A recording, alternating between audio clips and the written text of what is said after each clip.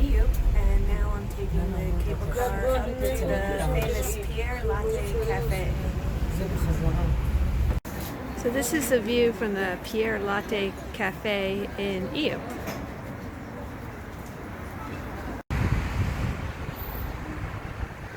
So you may not think of Istanbul as a walled city, but that's exactly the reason why it was so difficult to conquer.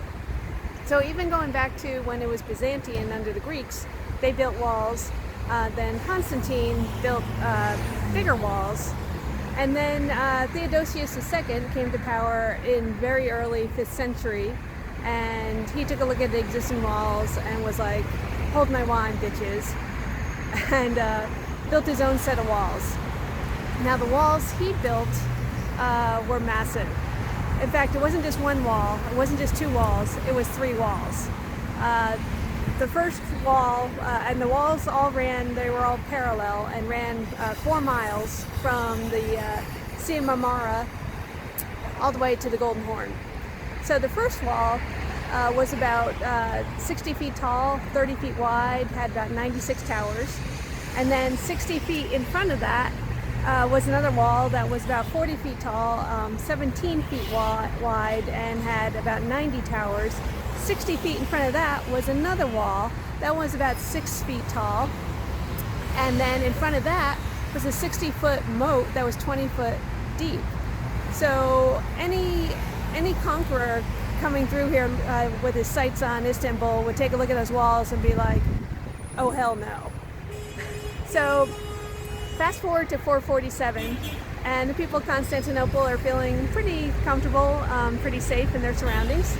And then disaster strikes, massive earthquake. So you can imagine the scene, I'm sure people were killed, homes were destroyed, businesses destroyed, and then they see the walls, or what's left of the walls. Huge parts of them have come down.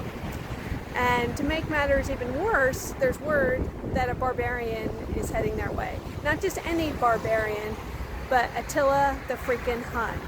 I mean, Holy Roman Empire Batman. So what do the people of Constantinople do? Well, they rally, and people of every social class get together and they work day and night, and they get those walls rebuilt. So by the time Attila gets here, it's fully fortified again. So he leaves empty-handed. And then, to make matters worse, he actually dies on the way home. So, that's kind of piling on, but, whatever.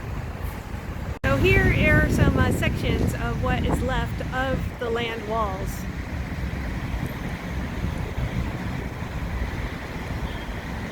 This is the Chora Church Museum. It's a church that dates from the 12th century. And it's just covered with these amazing mosaics that date till the 14th century.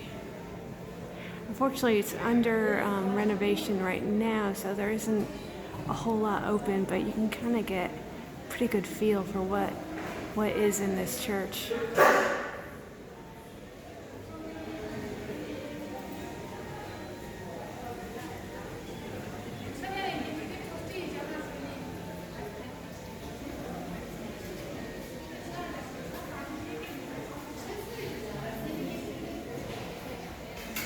And here are some more sections of the wall.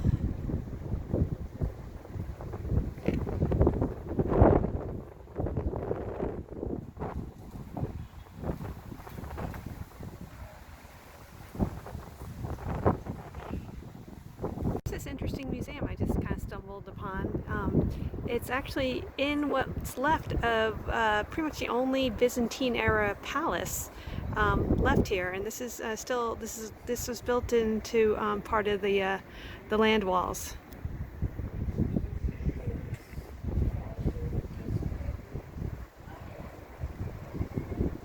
Hey guys, so I'm kind of geeking out here. So I'm inside the Blachernae Palace, and this is a late Byzantine era palace, and it was in use from the 11th through the 15th centuries. And so this is the only palace from the Byzantine era that still exists. So it's really, really cool.